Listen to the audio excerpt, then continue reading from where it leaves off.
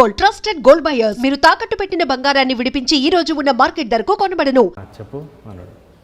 అదే మీకు short film ఇచ్చాను చూశానంటే చూశానమ్మా, ఏంటి ఎందుకు ఇన్నిసార్లు ఫోన్ చేస్తున్నావు అంటే, అదే మీకు ఒక కథ ఉంది, ఇప్పటివరకు ఎవరు చెప్పను కథ, మీరు విన్నారంటే ఫ్లాట్ అయిపోతారు, మీ ఇష్టం మరి, లేకపోతే వేరే వాళ్ళకి వెళ్ళిపోద్దని. సర్లే అన్నాడు. ఫోన్ కట్ చేస్తాడు. నెక్స్ట్ డే మార్నింగ్ 9కి ఫోన్ చేశాడు. బుజ్జికి కథ చెప్తావా అన్నాడు. బుజ్జి తనకి గోపిచందనా ఆయన ఫోన్ చేసి 10 o'clock ఎప్పుడు ఫోన్ చేసి 9-10 o'clock. బుజ్జి ఎవరు అన్న?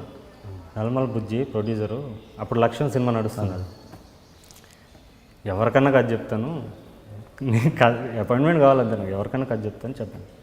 సరే 11 o'clock ఆఫీస్కి వచ్చి అన్నాడు. 1 hour టైం ఉంది, నేను ఆఫీస్లో ఉంటాను వచ్చేసి అని ఆఫీస్ అడ్రస్ చెప్పాడు. నల్మల్ బుజ్జి ఆఫీస్ అడ్రస్ కనుక్కొని నల్మల్ బుజ్జి ఆఫీస్కి వెళ్ళాను.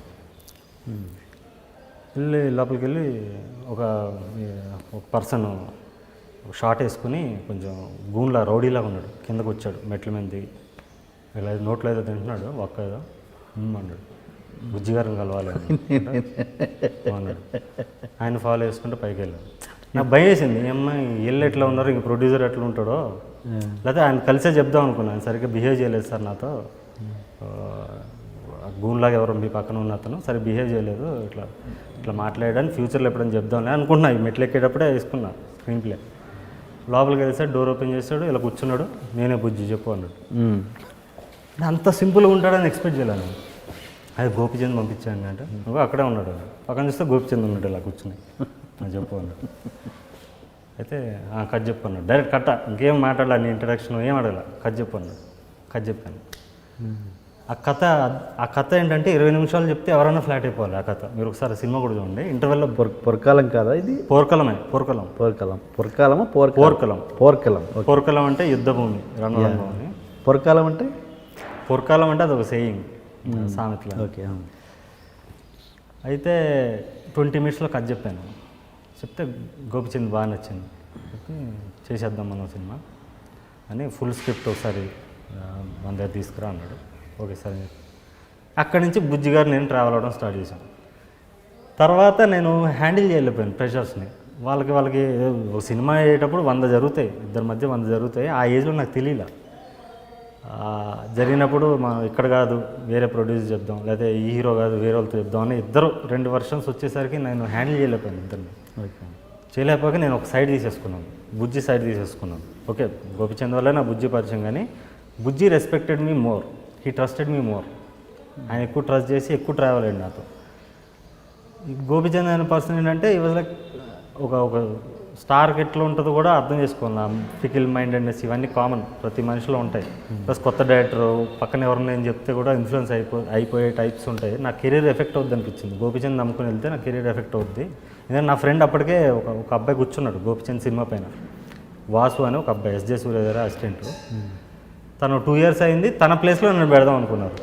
ఓకే, ఆనంద్ ప్రసాద్ గారిని భవ్య క్రియేషన్స్, ఆయన తీసేసి నన్ను పెడదాం అనుకున్నారు. అది నాకు నచ్చల. మేబీ నా పొజిషన్ కూడా రేపు ఇలా అవ్వచ్చు అని చెప్పి నేను ఒక స్టాండ్ తీసేసుకొని నేను బుజ్జి గారితోనే ట్రావెల్ అయ్యాను. తర్వాత ఈ టైంలో నాకు సురేష్ బాబు గారు పరిచయం అయ్యారు.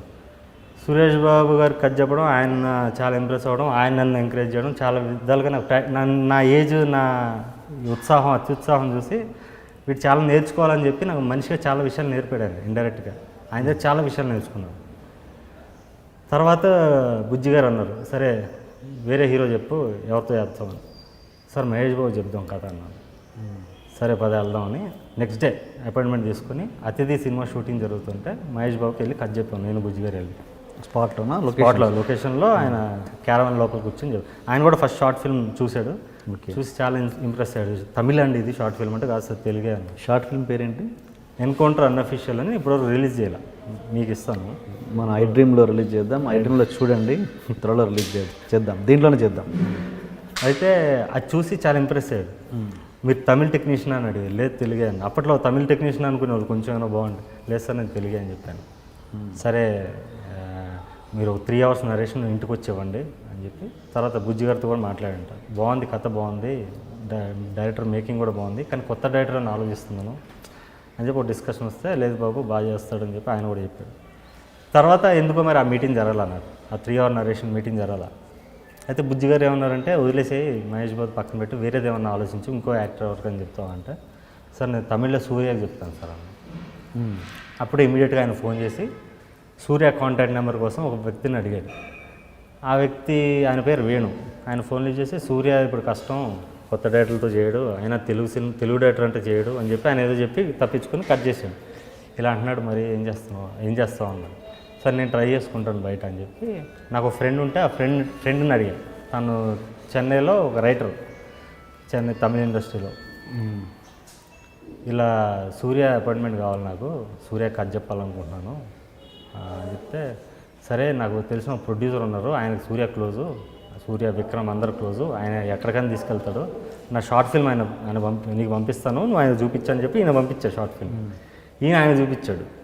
ఆయన నాకు ఫోన్ చేశాడు. ఆయన దాంట్లో నా నెంబర్ ఉంటుంది. ఫోన్ చేసి సరోజ్ అద్భుతంగా ఉంది, నేను ఎప్పటి నుంచో ఉన్నాను ఇండస్ట్రీలో, నేను 4-5 సినిమాలు ప్రొడ్యూస్ చేశాను, నేనే ప్రొడ్యూస్ చేస్తాను, సూర్యతో మీటింగ్ నేను అరేంజ్ చేస్తాను, నువ్వు తెలుగులో ఎందుకు చేయట్లేదు, నువ్వు తమిళ ఎందుకు అనుకుంటున్నావు అంటే ఆల్రెడీ అనుకున్నాం సార్, బుజ్జి గారు నేను బుజ్జి నాకు ఫోన్ చేసిండు ఒకసారి ఇట్లా అంటే ఆయన వేణు ఆయనతో నేను నాకు అంత ఇంట్రెస్ట్ చూపించలేదు, నాకేం వర్కౌట్ అవుద్ది, నేను ప్రొడ్యూసర్ నాకు వర్కౌట్ అవ్వదు కదా అనుకుని నేను ఇంట్రెస్ట్ చూపించలేదు,